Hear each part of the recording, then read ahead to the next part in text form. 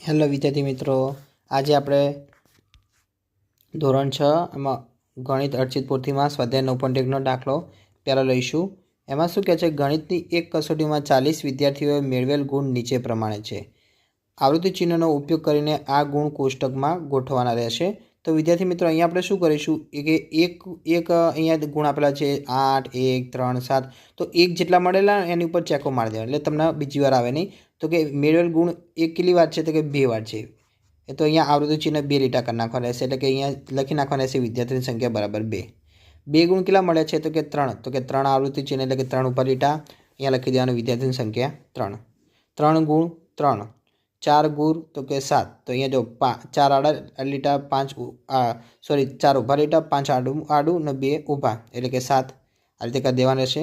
તો 5 ગુણ કેટલા વિદ્યાર્થીઓ છે, 6 વિદ્યાર્થીઓ। 6 ગુણ 7, 7 ગુણ 5, 8 ગુણ 4, 9 ગુણ 3 વિદ્યાર્થીઓ છે, એટલે કે કુલ કેટલા વિદ્યાર્થીઓ થશે, 40 વિદ્યાર્થીઓ થશે।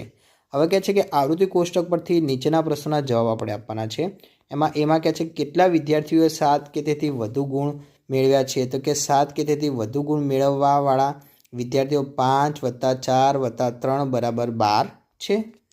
બી, 4થી ઓછા ગુણ કેટલા વિદ્યાર્થીઓ મેળવ્યા છે, તો કે 4થી ઓછા ગુણ મેળવવાવાળા વિદ્યાર્થીઓ 2 + 3 + 3 બરાબર 8 છે।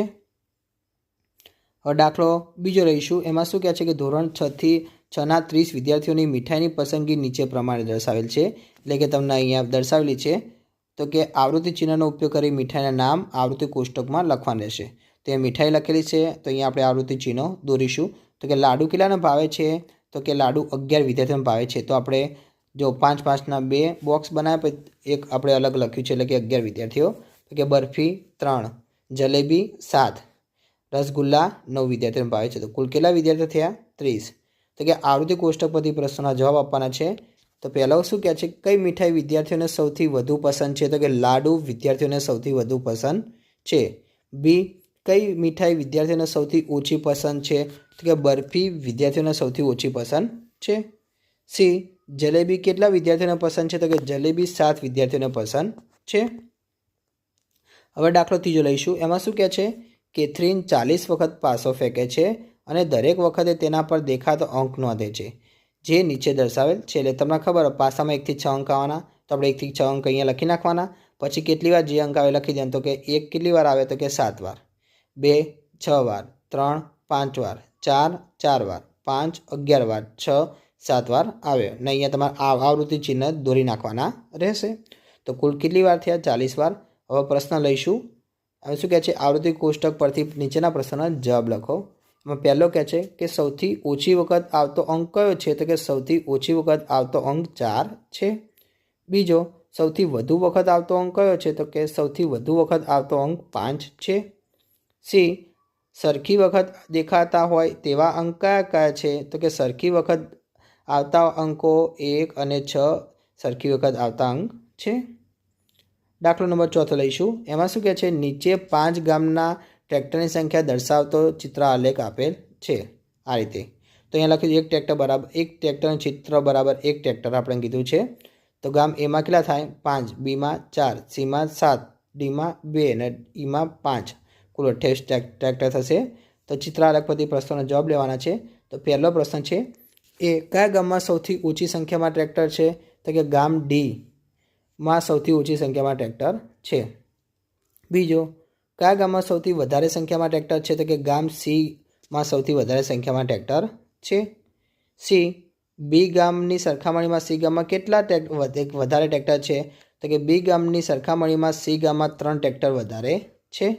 ડી, આ 5 ગામમાં કુલ કેટલા ટ્રેક્ટર છે, તો કે આ 5 ગામમાં કુલ 28 ટ્રેક્ટર છે। ઈ, કયા 2 ગામમાં ટ્રેક્ટરની સંખ્યા સરખી છે, તો કે એ અને ઈ ગામમાં ટ્રેક્ટરની સંખ્યાઓ સરખી છે। દાખલો 5મો લઈશું। એમાં શું કહે છે, સશિક્ષણ આપતી એક મિડલ સ્કૂલની દરેક ધોરણમાં છોકરીઓની સંખ્યા આપેલ ચિત્રમાં આલેખમાં ચિત્રિત કરેલ છે, એટલે કે આ રીતે। જો એક મોઢું બરાબર 4 છોકરીઓ કીધી છે, તો અહીંયા કેટલા મોટા છે, તો કે 3 ને 3 6, તો કે 6 ચોક 24। બીજામાં વિદ્યાર્થી મિત્રો 4 આખા છે અને 5મું અડધું છે, તો અડધાને આપણે 2 ગણવાના, એટલે 4 આખા એટલે ચોખ્ખું 16 અને બીજું 5મું અડધું છે, એટલે કે 2, એટલે કે 18 થઈ ગઈ। ત્રીજામાં પણ આખા છે 3 ને 2 5 એટલે 4 પંચા 20. ત્રીજામાં 3 આખા છે એટલે કે 4 તરી 12 ને 1 અડધું છે એટલે કે 2 એટલે કે 14. ચોથામાં 2 આખા છે અને ત્રીજું અડધું છે એટલે કે 4 દુ 8 ને 2 10. પાંચમામાં 4 4 આખા એટલે કે ચોખ્ખું 16. છઠ્ઠામાં 4 તરી 12 એટલે કે 12 આવશે. સાતમામાં 1 આખું છે ને 1 અડધું એટલે કે 4 ને 2 6 આવશે.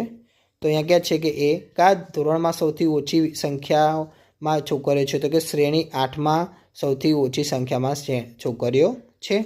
બી, શું ધોરણ 6માં ધોરણ 5 કરતાં છોકરીઓની સંખ્યા ઓછી છે? તો કે ના, ધોરણ 6 છોકરીઓની સંખ્યા ઓછી છે. પછી સી, ધોરણ 7માં છોકરીઓની સંખ્યા કેટલી છે? તો કે ધોરણ 7માં છોકરીઓની સંખ્યા 12 છે. ડી, કયા ધોરણમાં 20 છોકરીઓ છે? તો કે શ્રેણી 3 એટલે કે ત્રીજા ધોરણમાં 20 છોકરીઓ છે.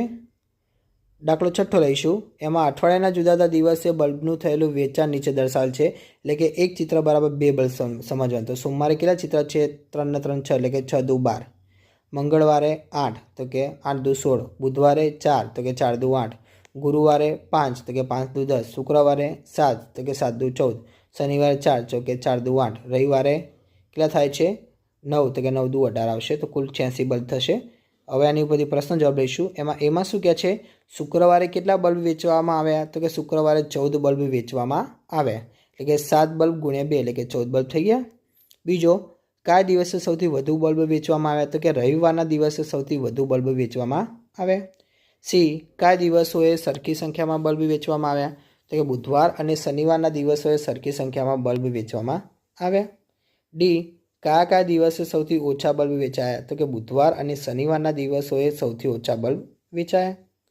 ઈ, એક બોક્સમાં 9 બલ્બ સમાતા હોય તો તે અઠવાડિયા દરમિયાન કેટલા બોક્સની જરૂર પડે? તો કે 9 બલ્બ માટે જોઈતા બોક્સ 1 તો કે 86 બલ્બ માટે જોઈતા, અહીંયા બલ્બ નહીં આવે, અહીંયા બોક્સ આવશે. બરાબર કેટલા? તો 86 ગુણ્યા 1 ભાગ્યા 9 તો કે 9 બોક્સ જોઈએ, 5 બલ્બ વધશે. દાખલો 7મો લઈશું. એમાં શું કહે છે કે એક ગામમાં ફળોના 6 વેપારીઓએ નીચે પ્રમાણે ફળોની પેટીઓ એક ખાસ ઋતુમાં વેચી. એટલે કે આ રીતે, જો આપણને એક ચિત્ર બરાબર 100 ફળ સમજવાનું, ફળની પેટીઓ સમજવાની. તો રહીમ બરાબર 4 ચિત્ર એટલે કે 100 ગુણ્યા 4 એટલે કે 400.